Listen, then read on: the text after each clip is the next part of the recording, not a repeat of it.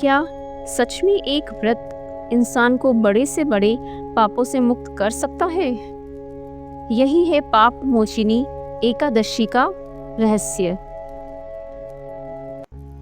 पद्म पुराण के अनुसार पाप मोचिनी एकादशी व्रत कथा महर्षि लोमश द्वारा राजा मानधाता को सुनाई गई। कथा के अनुसार प्राचीन समय में च्यवन ऋषि के पुत्र मेधावी नामक तेजस्वी मुनि हिमालय में कठोर तपस्या कर रहे थे। उनकी तपोमा यश से मोहित होकर इंद्र ने अप्सरा मंजू गोसा को भेजा, जो मेधावी के आश्रम में नृत्य गान कर उन्हें विचलित करने लगी। मेधावी मोहित होकर उसके साथ रमण करने लगे, जिससे उनकी तपस्या भंग हो गई। रमण के बाद मंजू गोसा गर्भिणी हो गई। क्रोधित ऋषि मेधावी ने उसे श्राप दिया कि वह पिशाचिनी हो जाए।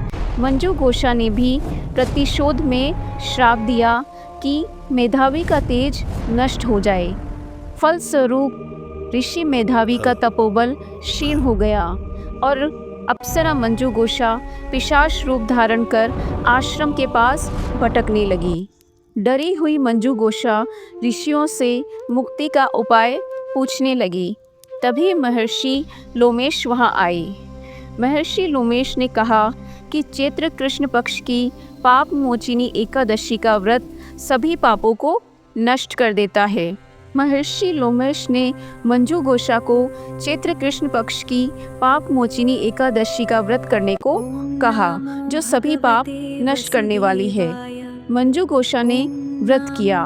उधर ऋषि मेधावी अपने पिता च्यवन ऋषि के पास जाकर पाप का प्रायश्चित पूछा। ऋषि च्यवन ने भी यही व्रत सुझाया।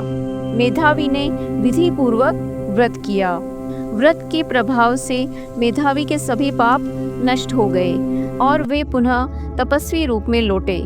उधर मंजू गोसा पिशाच योनि से मुक्त होकर दिव्य अप्सरा रूप धारण कर स्वर्ग चली गई। लोमेश ऋषि ने राजा को बताया कि इस व्रत से ब्रह्म हत्या, चोरी, सुरापान जैसे महापाप भी नष्ट हो जाते हैं।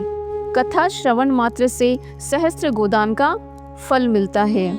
इसी कारण पाप मोचनी एकादशी को पापों से मुक्ति देने वाली एकादशी कहा जाता है।